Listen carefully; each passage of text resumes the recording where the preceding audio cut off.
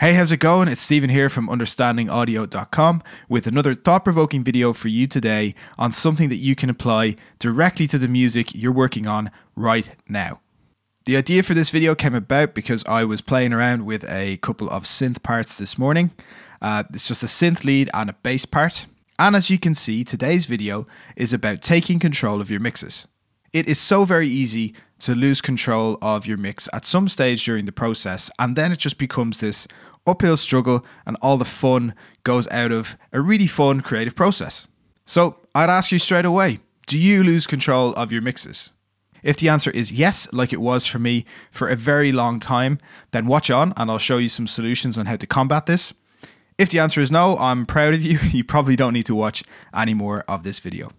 Now what I'm using to demonstrate today is a synth lead and bass part that I've been playing around with this morning. So let me play those for you first and then we can get into the meat of what we're talking about.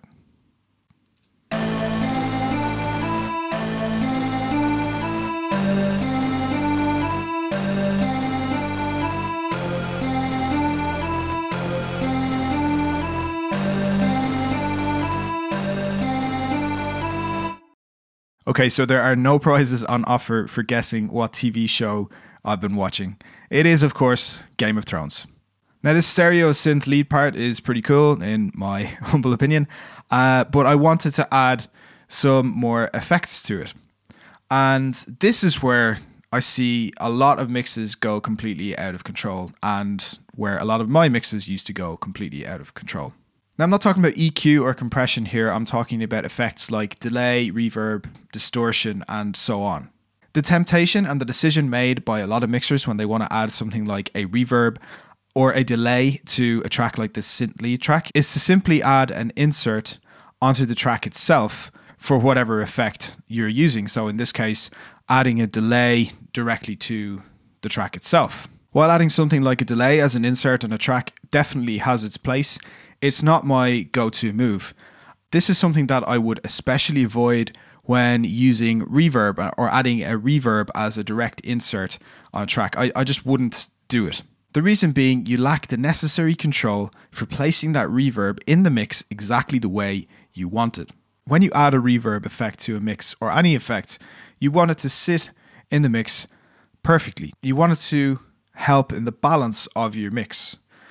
And that's why you have things like this dry and wet percentage on a lot of plugins to really assist you with that. And with the increasing amount of plugins that have this dry to wet slider or knob, it would make sense to put these on the inserts. And you definitely can approach adding effects this way, but I want to show you an even better way to have more control and greater flexibility over the mixing process as a whole. So I want to add a little bit of width and depth to this synth lead part. And how I'm going to go about doing that is by, first of all, adding a delay. And I'm not going to add this delay as an insert on the track.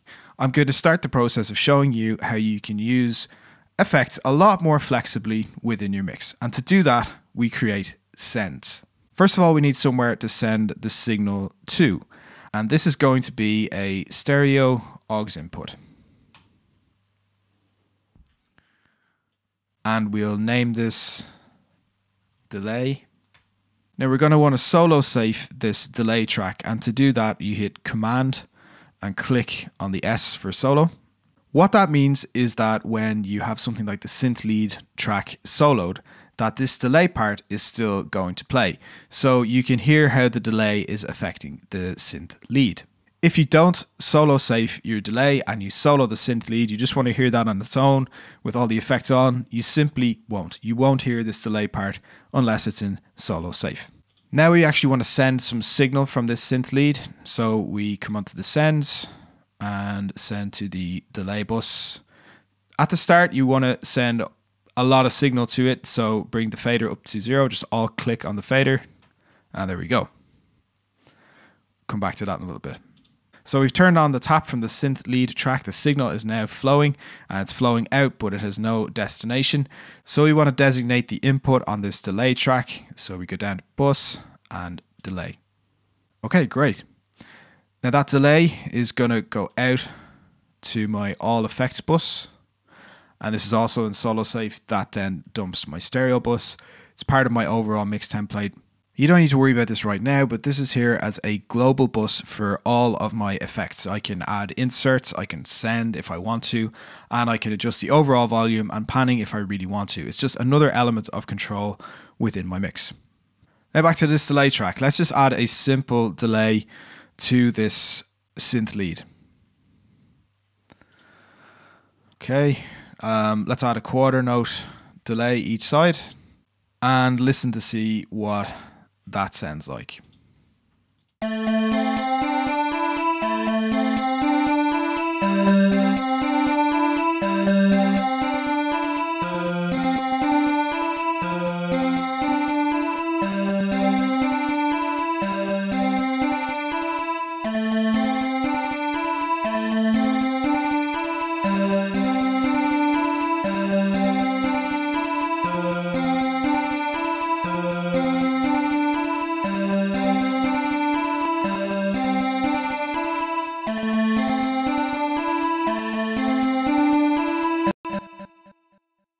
So as you can hear, as I was going through that, I changed quite a lot of the parameters of this delay up so that now on the left side, we have an eighth note that's behind the groove with quite a lot of feedback, 36%. And on the right, we stuck with that quarter note, 28% feedback, and it's 11% ahead of the groove. Now in here, you can decide on the percentage of dry and wet for the left and the right hand side. You can also link them so they have the same percentage, but with this send, I just leave them at 100%. I actually decide on how much signal is being sent to that delay effect through this send level fader. To do that, I play the synth lead with the bass part and then just drag this fader to where the sweet spot is.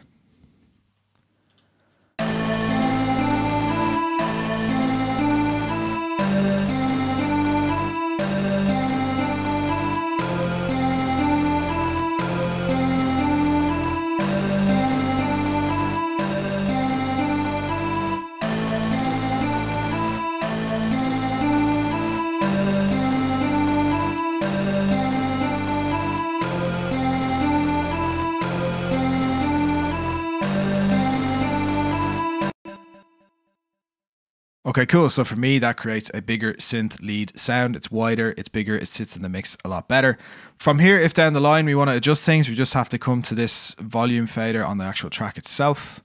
You can also adjust the panning if you want to. You can also automate the level quite easily from here. If you want to have volume adjustments or panning adjustments or whatever you want, it's very flexible. It's all here right in front of you. Then where I really feel having these effects on their own individual send tracks is that you can start adding effects after the delay or the reverb or chorus itself. You can add in EQ effects after the delay or reverb. You can add filters. You can do whatever you want. So that's my delay added. That synth lead sounds a lot better in the mix. Now what I want to do is go ahead and add some reverb. So it's pushed back a little bit into the mix so that it blends with that bass a little bit better. So we do the same thing, create a stereo aux input. And let's repeat the process that we did for the delay. So it is reverb, it's the name of the track, solo safe it, and we create a send from the synth lead going to the reverb bus, all click to 0. The input on the reverb aux is going to be this reverb send, and the output goes to all effects. On the reverb bus itself, just want to add a simple reverb. Don't worry about the dry and wet percentage again, leave it at 100%. I'll also bump the gain all the way up.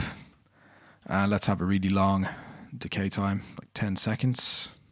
And let's hear what this sounds like.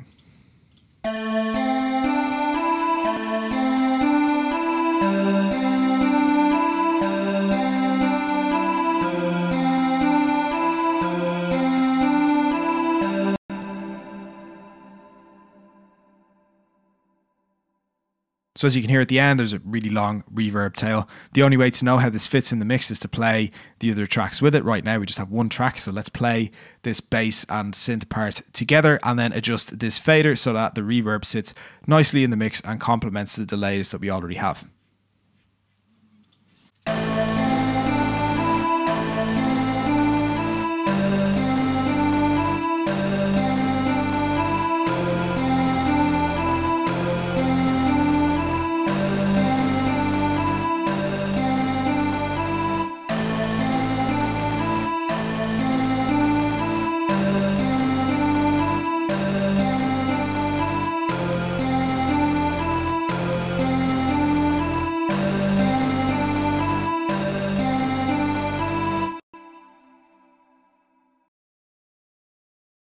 Okay, great. Now, once again, if you wanted to add some EQ after that reverb, you could. If you want to add some compression, you want to compress your reverbs, you can do that as well. Also, if you've got a vocal that's going through a reverb, you can just move this reverb effect down one place on the inserts. Add in a de-esser in this slot if you feel like you're going to have too much sibilance. You have much more control and much greater options with this approach. So what does all this mean for you and your mixes if you have previously lost control of your mixes somewhere along the way? All it means is that there's nothing wrong with your ears and your tastes.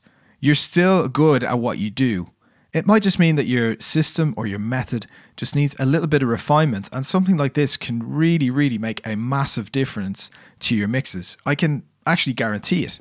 The one other thing that I can guarantee, as well as all of this helping you so much, is you producing a unique, professional sounding mix using the skills and the tools that you already have at your disposal.